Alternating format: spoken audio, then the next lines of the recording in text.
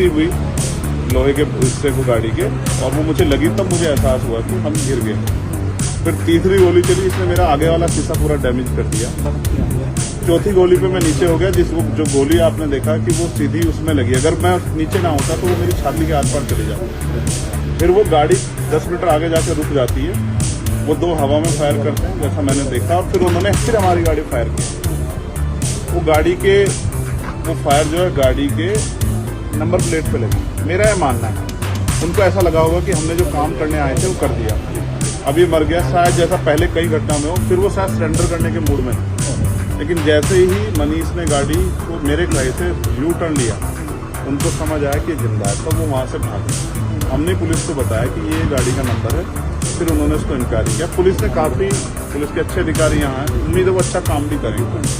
लेकिन ये स्पष्ट हुआ कि अपराधियों में कोई डर है नहीं। कितने लोग थे? 3 लोग, 2 लोग असले से हमला कर रहे थे, एक व्यक्ति गाड़ी चला रहा। चंद्रशेखर जी, कोई थ्रेट कॉल आया हो आपको इससे पहले, कोई धमकी? पिछले कई सालों से आ रही है। मैं लगातार पुलिस को इंटीमेट भी करता रहता हूँ। मैंने डीजीपी को भी लिखा, गृह मंत्री को भी लिखा, मुख्यमंत्री को भी लिखा, यहाँ के पहले एसएसपी डीएम थे उनको भी लिखा। लेकिन डीएम साहब जो पिछले थे अखिलेश सिंह जी, उन्होंने साफ मना कर दिया कि चीफ मिनिस्टर नहीं चाहते चंद्रशेखर को सुरक्षा दी जाए। मेरे आज भी याद है ये बात, क्योंकि मैंने एलआईयू के अधिकारियों द्वारा पूछा कि भाई मैंने आपको बताया, फिर क्यों नहीं हो रहा है? तो उन्होंने कहा भाई ये सरकार का मामला, सरकार चाहे दे सकती। तो मैं चाहता हूँ मुख्यमंत्री इंतजार करें कब चंद्रशेखर मरे, उनका काम आसान है। लेकिन उनको ये नहीं पता कि गरीबों की, कमजोरों की, शोषितों की बात करने वाला चंद्रशेखर इतनी आसानी से उनकी रास्ते में से नहीं है। अच्छा, अतीक अशरफ का जैसा हुआ वैसा ही कुछ होने वाला था, ऐसा आपको लगता है? अब आप इसका आकलन खुद करें कि क्या हुआ और क्या हो सकता है। एक और बात, मुझे ऐसा लगता है कल की घटना के बाद, इतने बड़े उसके बाद भी अगर मैं सुरक्षित हूँ तो हमारे संतों गुरुओं महापुरुषों का आशीर्वाद, हमारी करोड़ों बहनों माताओं का आशीर्वाद, बुजुर्गों का मेरे पास है।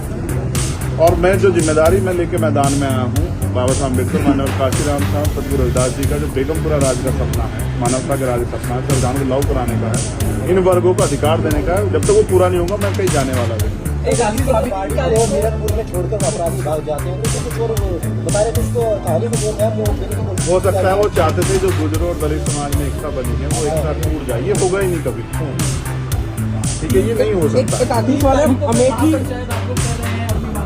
हमारी लीडरशिप ने ये निर्णय लिया है कि जब 24 घंटे में गिरफ्तारी नहीं हुई तो हमें अपने लोगों को भी जवाब देना है, तो इसलिए शायद उन्होंने 3 तारीख का समय रखा। मैं उसका हिस्सा बनूंगा।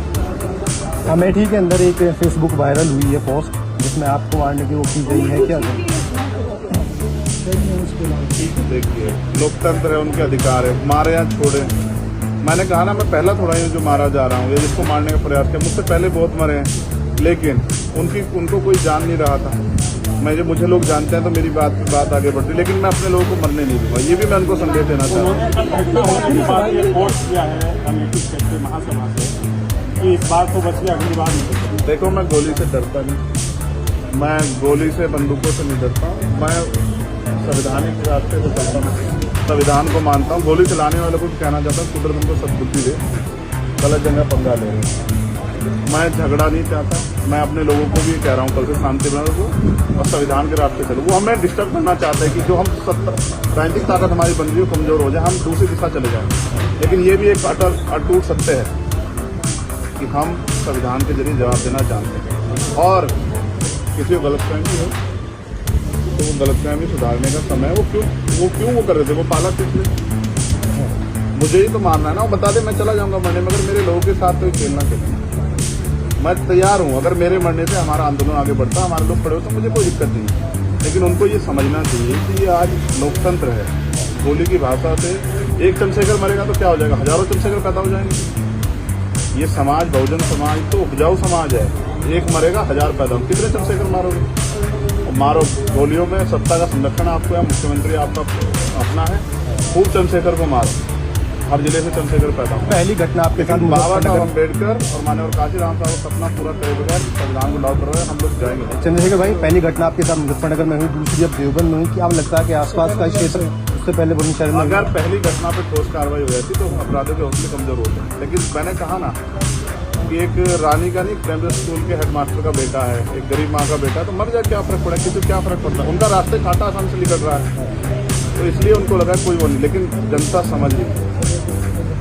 मेरे मेरे एक एक फोन का जवाब मेरे लोग जो है ना मुझे संरक्षण देके देंगे एक आखिरी और सवाल वो सबक सिखाएंगे भारतीय जनता पार्टी की सरकार को जिसके अब संरक्षण में गुंडे पड़ गए। एक आखिरी सवाल है, क्या ये पॉलिटिकल अटैक था आपको लगता है?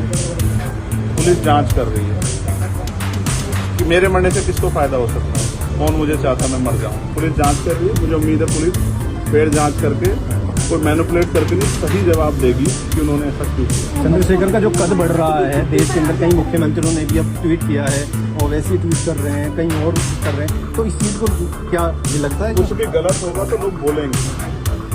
अगर कल मेरी जान ही चली जाती तो लोग फिर भी तो उनको पीड़ा होती, उनको अपना भी देखना है, कल उनके साथ भी हो सकती है।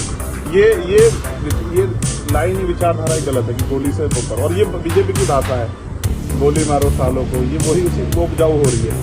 देखिए बहन जी से मेरी कोई नाराजगी नहीं, मैंने उनको हमेशा बड़ा माना, वो मुझे छोटा नहीं मानती अपने परिवार का।